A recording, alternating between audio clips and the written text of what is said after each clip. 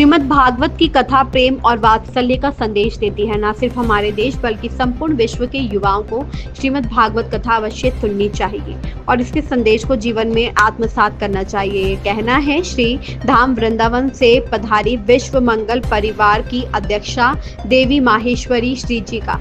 हरदोई के अलीपुर स्थित डॉक्टर राम मनोहर लोहिया स्नातकोत्तर महाविद्यालय के संस्थापक और वरिष्ठ साहित्यकार व समाज सेवी डॉक्टर सुशील चंद्र त्रिवेदी मधुपेश व श्रीमती पुष्पा त्रिवेदी के आमंत्रण पर देवी माहेश्वरी श्री जी ने 31 जुलाई से 6 अगस्त तक श्रीमद् भागवत कथा सुनाई।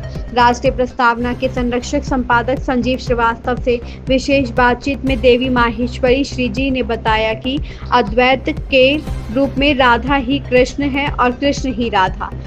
इसी सिद्धांत पर चलते हुए राधा माधव रसामृत का आयोजन भिन्न भिन्न स्थानों पर किया जा रहा है। नमस्कार, आप देख रहे हैं राष्ट्रीय प्रस्तावना और मैं हूं संगीत श्रीवास्तव। जैसा कि दर्शकों को पता है कि राष्ट्रीय प्रस्तावना के चैनल पे हम आपको समय समय पर लब्ध प्रतिष्ठित व्यक्तित्व से मिलाते रहते हैं। आज इसी श्रृंखला में आज जनपद हरदोई के ग्राम अलीपुर में श्रीमद् भागवत कथा का समापन हुआ है, जिसमें कथा व्यास के रूप में वृंदावन धाम से आई देवी महेश्वरी श्री जी हमारे साथ में हैं, जो एक विश्व मंगल परिवार संस्था से आप उसकी संचालिका हैं और देश में ही नहीं विदेशों में भी आप एक कुशल और बहुत लोकप्रिय और ख्याति प्राप्त कथा व्यास के रूप में जानी जाती हैं। आज राष्ट्रीय प्रस्तावना के चैनल पे मैं श्री जी से आपको मिलाने जा रहा हूँ। सबसे पहले मैं श्री जी से जानना चाहूँगा कि आपका आगमन यहाँ कहाँ से हुआ है, आप अपने परिप्रेक्ष्य में कुछ बताएंगी। राष्ट्रीय प्रस्तावना के चैनल पे आपका बहुत बहुत स्वागत। राधे राधे सभी को, और सभी को ढेरों शुभकामनाएं, आशीर्वाद राधा रानी सरकार का। और श्रीधाम वृंदावन से हमारा आना हुआ है और ये हरदोई का अलीपुर एक गांव है और यहाँ पर राम मनोहर लोहिया डिग्री कॉलेज में श्रीमद् भागवत कथा का आयोजन किया गया, जिसके मुख्य यजमान के रूप में डॉक्टर सुशील चंद्र त्रिवेदी, उनकी पत्नी श्रीमती पुष्पा त्रिवेदी जी रहे। कार्यक्रम बहुत सुंदर आयोजित हुआ, सभी भक्तों ने इसका बहुत सुंदर लाभ लिया है। बारिश लगातार होती रही 24 घंटे, लेकिन श्रोताओं की संख्या निरंतर बनी रही, क्योंकि आज हमारी आस्था, हमारा भाव, हमारा प्रेम एक जागृति की ओर है। इस खराब मौसम में भी इतने सारे श्रोताओं ने भाव विभोर होकर के कथा सुनी, तो ये बहुत बड़ी चीज है। और जैसा कि संजीव भैया आपने मुझसे ये कहा कि मेरा परिचय, तो मेरा परिचय तो उसी दिन समाप्त हो गया था जिस दिन हम इस आध्यात्म की लाइन में आए थे। लेकिन जो श्री जी से परिचय स्टार्ट हुआ, जो कुछ भी मेरा है, मेरा जो भी अस्तित्व है, वो श्री से शुरू है और श्री पर ही समाप्त है। सब कुछ राधा रानी सरकार का है। तो श्रीधाम वृंदावन में विश्व मंगल परिवार सेवा संस्थान की मैं अध्यक्षा हूँ और हम लोग कई वर्षों से श्रीमद् भागवत की कथा, रामचरितमानस की कथा, नानी बाई का मायरा और शिव पुराण, और अभी जल्दी ही हम लोगों ने एक नया स्वरूप अद्वैत के रूप में कि राधा ही कृष्ण है और कृष्ण ही राधा है, ये दोनों ही मिले हुए स्वरूप में। तो वृंदावन ये रस की भूमि है, भाव की भूमि है, और राधा कृष्ण वो दोनों अलग नहीं है, वो एक है। तो ऐसे ही कंटेंट को लेकर के अभी हम लोगों ने राधा माधव रसामृत कथा प्रारंभ की है और जिसको लोगों ने बहुत पसंद किया है। आस्था चैनल पे लगातार उसका लाइव हो रहा है और ये भी जो कथा अलीपुर की है, ये भी यूट्यूब सोशल मीडिया के माध्यम से आस्था पर दिखाई गई है और इसका भक्तों ने लाभ लिया है। मेरा परिचय सिर्फ इतना है कि मैं विश्व मंगल परिवार सेवा संस्थान की संस्थापिका हूँ और एक बहुत ही दिव्य धाम का निर्माण श्रीधाम वृंदावन में हो रहा है और उसका नाम हम लोगों ने रखा है प्रेम निकुंज। चूंकि आज हमारे देश को, हमारे समाज को, राष्ट्र को ये आवश्यकता है कि हमारे में प्रेम हो, इसी भाव से प्रेम निकुंज की स्थापना हो रही है। इस समय जैसा कि आपने बताया कि और भी ग्रंथों के आपने नाम लिए, आप लोग ही सुनाते हैं कथा व्यास से, आपने भी सुनाया बड़े क्रम से, सहयोग से राष्ट्रीय प्रस्तावना ने भी आपकी पूरी कथा को सुना है और अपने दर्शकों को सुनाने का भी प्रयास किया है। 4 वेद, 6 शास्त्र, 18 पुराण व्यास जी ने लिखे जी।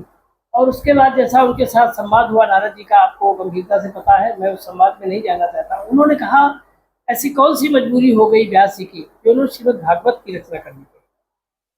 देखिए, श्रीमद् भागवत महापुराण वैष्णव, ये वैष्णवों का तिलक है और सभी की अपनी अपनी महिमा है, लेकिन तराजू पे जो रखी गई वो श्रीमद् भागवत थी। तो लघुन्यानि जातानि गौरवेण इदम महत्, सारे और जितने भी उसके भागवत के आगे जो भी पुराण इत्यादि रखे गए थे वो बहुत ही कम साबित हुए और श्रीमद् भागवत का जो पलड़ा था वो भारी हुआ।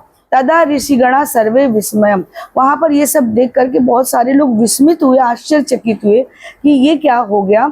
और देखिए, श्रीमद् भागवत को जिस रूप में आज समाज में सुनाया जाता है कि हम चार धाम करके आए और श्रीमद् भागवत सुन लो, श्रीमद् भागवत ये ग्रंथ है ही नहीं। श्रीमद् भागवत वास्तव में प्रेम ग्रंथ है और जब तक कि आप भगवान भगवान भगवान कर्मकांड, ये कांड वो कांड करते रहोगे तब तक आप भगवान से दूर रहोगे। आप जब तक कि निजता में नहीं उतरोगे। श्रीमद् भागवत को जब व्यास जी को लिखना हुआ तो व्यास जी बहुत डिप्रेशन की स्थिति में थे, एक हीनता का शिकार हो चुके थे, क्योंकि उन्होंने बहुत कुछ लिखा और जो भी लिखा वो मनुष्यों के कल्याण के लिए लिखा। और जिन पुराणों को लिखा उसमें भगवान, सबको भगवान, लेकिन निजता का कोई ग्रंथ निर्माण नहीं हुआ था। और निजता के बिना हम अपने ठाकुर से प्रेम नहीं कर सकते। कोई लाला कहता है, कोई गोपाल कहता है, कोई माधव कहता है, कोई संबंध बना लो। अब आप अगर उन्हें भगवान मानोगे तो आप संबंध कैसे बनाओगे? तो केवल एक ही संबंध रह जाता, भगवान और भक्त का।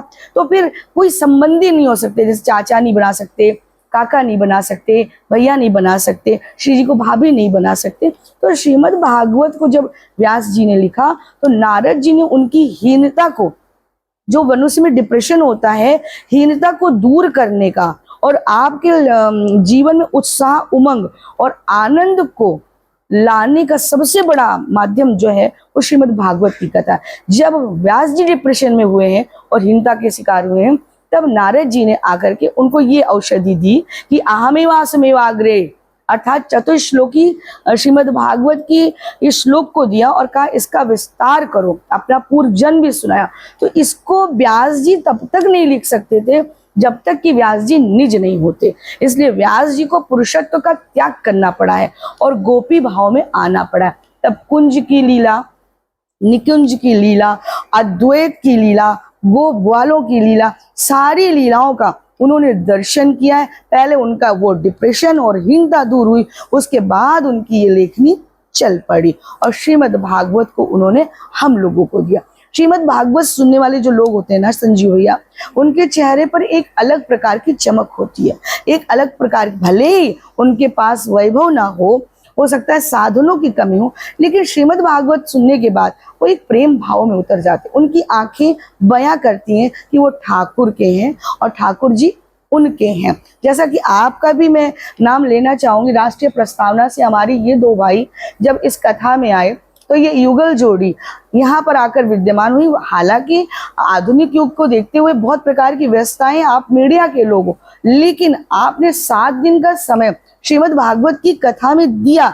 ये बहुत बड़ा एक अचीवमेंट है, एक बहुत बड़ी हम लोगों के लिए उपलब्धि है कि श्रीमद् भागवत को जैसा कहा गया है कि ये इसका पलड़ा भारी है, तो वन सिंह जी से मिलकर के बहुत प्रसन्नता हुई और भागवत के प्रति ये भाव। और आप स्वयं 18 भागवत श्रवण कर चुके हो, फिर भी ये अहंता भाव नहीं है कि मैंने 18 भागवत कराई या मैंने 18 भागवत सुनी। आप फिर भी इस कथा में उसी प्रकार से बैठे जैसे कि मैं पहली बार इसको सुन रहा हूँ। तो ये बहुत बड़ी उपलब्धि है और आज हमारे युवाओं को आवश्यकता है, हमारे देश को आवश्यकता है, पूरे विश्व को आवश्यकता है कि श्रीमद् भागवत जो वात्सल्य भाव का ग्रंथ है, प्रेम का ग्रंथ है, ये सबके पास जाना चाहिए और ये सीमित और संकुचित होकर न रह जाए, इसकी महिमा और बढ़नी चाहिए। आपने देखा भागवत जी का जो विश्लेषण आध्यात्मिक और सांसारिक रूप से जिस तरीके से श्री जी ने किया कि संसार भी प्रेम के बिना नहीं चल सकता, तो वो श्रीमद् भागवत कथा का निर्माण भी बिना प्रेम के नहीं हुआ। और प्रेम गली यति साकरी दूजो नाय समाए, ये निजता का भाव लेकर के जब व्यास जी उतरे श्रीमद् भागवत का। और आपने जो राष्ट्रीय प्रस्तावना की बात की, राष्ट्रीय प्रस्तावना एक और घोषणा करता है यहाँ पे कि विश्व मंगल परिवार के द्वारा आयोजित कोई भी धार्मिक अनुष्ठान पूरे देश में कहीं होगा, ये यूट्यूब चैनल, वेब पोर्टल, अखबार, पत्रिका, पूरा मीडिया हाउस है, ये पूरे समर्पित भाव आपके साथ प्रचार की व्यवस्था में रहेगा, जो मेरी तरफ से हमेशा निःशुल्क रहेगा। मैं ये प्रसाद भी लेना चाहता हूँ आपको। और राष्ट्रीय प्रस्तावना को आप कहीं भी जिस समय बुलाएंगे, राष्ट्रीय प्रस्तावना आपका है और आप राष्ट्रीय प्रस्तावना की हैं। मैं ये भी अपने दर्शकों को बताना चाहता हूँ, आप भी इस बात पे थोड़ी। देखिए भैया, क्या है कि सबसे बड़ी चीज है कि निर्मल मन जन सो मोहि पावा और मोहि कपट छल छिद्र न पावा। हम चाहे जितने भी कार्य कर लें, हमें कोई भी पद प्रतिष्ठा सम्मान इस देश में गौरव मिल जाए, लेकिन अगर हम अपनी आस्था से जुड़े हैं, हम अपने धर्म से जुड़े हुए हैं, सबसे बड़ी चीज है श्रद्धा। अगर श्रद्धा आपके अंदर है तो हमारे लिए मार्ग की दूरी मायने नहीं रखती। हालांकि राष्ट्रीय प्रस्तावना अपने आप में एक बहुत विस्तृत क्षेत्र है और उसमें से समय निकालना और ये बात बोलना कि दीदी हम आपके लिए उपलब्ध हैं, तो हम मीडिया बंधुओं को यही कहते हैं कि भैया हम लोग आप लोगों के बिना घर घर नहीं जा सकते। आज अगर हम सब कथावाचकों को इस रूप में माना जाता है कि देखो वो श्री जी जा रही हैं, अच्छा दीदी आप कथा कहती, तो ये मीडिया की देन है। मीडिया की बहुत बड़ी भूमिका है, पेपर्स में भी अच्छा आया, आप सबकी भूमिका है कि हम लोगों को घरों घरों में ले जाकर बिठा रहे हो। तो श्रद्धा का सबसे बड़ा केंद्र बिंदु तो आप लोग हैं।